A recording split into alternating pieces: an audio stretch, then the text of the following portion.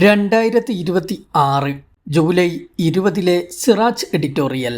Mission Aagaman വിജയം ആഘോഷിക്കുമ്പോൾ ഇന്ത്യയുടെ ബഹിരാകാശ മേഖലയിൽ വിപ്ലവകരമായ മാറ്റങ്ങൾക്ക് നാന്ദിയിടുന്നതാണ് സ്കൈറൂട്ട് എയ്റോസ്പേസ് നിർമ്മിച്ച രാജ്യത്തെ ആദ്യ സ്വകാര്യ ഓർബിറ്റൽ റോക്കറ്റായ വിക്രം 1 വിക്ഷേപണ വിജയം. ISROയുടെ ബഹിരാകാശ ദൗത്യങ്ങൾക്ക് സമാന്തരമായി സ്വകാര്യ പങ്കാളിത്തത്തിൽ ഗവേഷണങ്ങളും മുതൽ മുടക്കുകളും നടക്കുന്നത് വലിയ മുന്നേറ്റമാകും ഉണ്ടാക്കുക.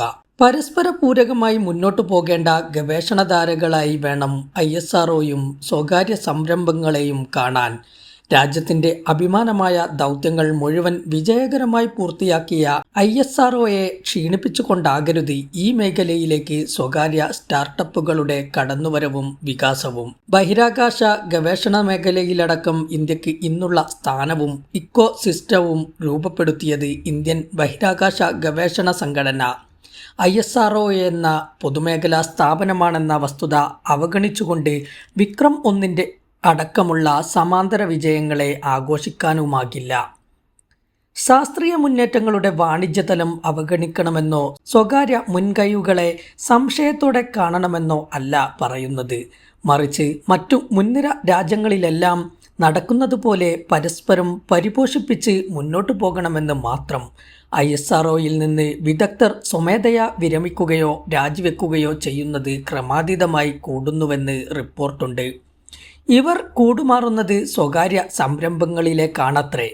ഈ പശ്ചാത്തലത്തിൽ ഒന്ന് മറ്റൊന്നിനെ ക്ഷീണിപ്പിക്കുന്നതാകരുതെന്ന നിഷ്കർഷയ്ക്ക് ഏറെ പ്രസക്തിയുണ്ട്.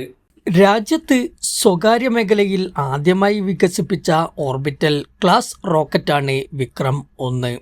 ശ്രീഹരിക്കോട്ടയിലെ സതീഷ് ധവാൻ സ്പേസ് സെന്ററിലെ 1ാം വിക്ഷേപണത്തറയിൽ നിന്നായിരുന്നു ചരിത്രക്കുറിപ്പ്. നിശ്ചയിച്ചിരുന്ന 11:30 5 മിനിറ്റ് മുമ്പ് വിക്ഷേപണം മാറ്റിയത് ആശങ്കയുണ്ടാക്കിയിരുന്നു. തുടർന്ന് 11:45 കൗണ്ട് ഡൗൺ പുനരാരംഭിച്ചത്.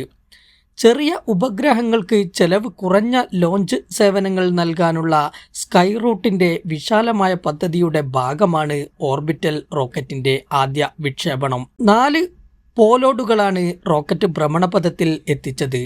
ആഗമൻ എന്ന് പേരിട്ടിരിക്കുന്ന ദൗത്യം ആഗോള ഉപഗ്രഹ വിക്ഷേപണ രംഗത്ത് രാജ്യത്തെ സ്വകാര്യ മേഖലയുടെ സാന്നിധ്യം ഉറപ്പിക്കുന്നതാണ്.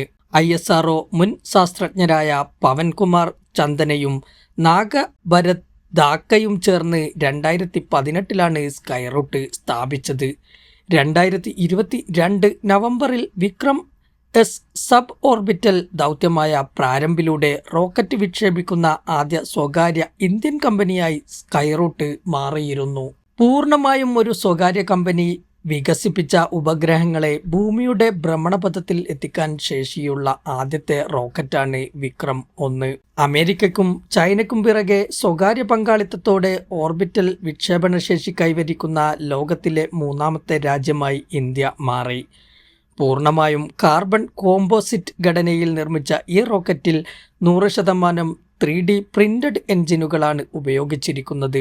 2020 കേന്ദ്ര സർക്കാർ കൊണ്ടുവന്ന ബഹിരാകാശ നയ പരിഷ്കാരങ്ങളും ഇൻസ്പേസ് എന്ന റെഗുലേറ്ററി ബോഡിയുടെ രൂപവൽക്കരണവും സ്വകാര്യ മേഖലയ്ക്ക് വലിയ വാതിലുകൾ തുറന്നു നൽകിയിട്ടുണ്ട്. 5 or 6 സ്റ്റാർട്ടപ്പുകൾ ഉണ്ടായിരുന്ന സ്ഥാനത്തുനിന്ന് ഇന്ന് ഇന്ത്യയിൽ 400-ലധികം ബഹിരാകാശ സ്റ്റാർട്ടപ്പുകൾ സജീവമായി പ്രവർത്തിക്കുന്നു. സ്കൈറൂട്ടിനെ കൂടാതെ അഗ്നികുൽ കോസ്മോസ്, പിക്സൽ തുടങ്ങിയ കമ്പനികളും ഈ രംഗത്ത് വലിയ മുന്നേറ്റം നടത്തുന്നു. കുറഞ്ഞ ചെലവിൽ ഉപഗ്രഹങ്ങൾ വിക്ഷേപിക്കുന്നതിൽ ഇന്ത്യ ആഗോള ബ്രാൻഡായി മാറിക്കഴിഞ്ഞു. ISROയുടെ വാണിജ്യ വിഭാഗമായ NSIL വഴി ഇതുവരെ 430-ലധികം വിദേശ ഉപഗ്രഹങ്ങൾ ഇന്ത്യ വിജയകരമായി വിക്ഷേപിച്ചിട്ടുണ്ട്.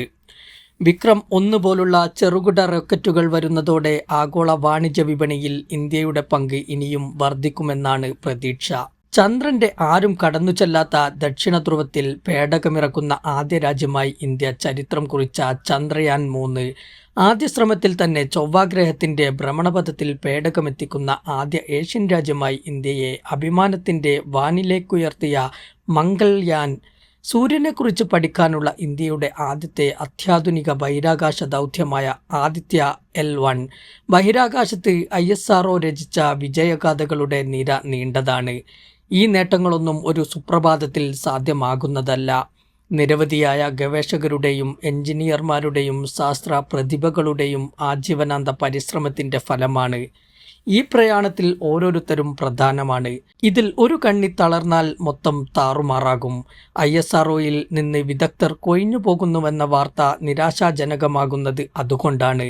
ഇവരെ ആകർഷിച്ചു കൊണ്ടുപോകുന്നത് സ്വകാര്യ മേഖലയാണെങ്കിൽ അത് ഒട്ടും ആശ്വാസ്യമല്ല.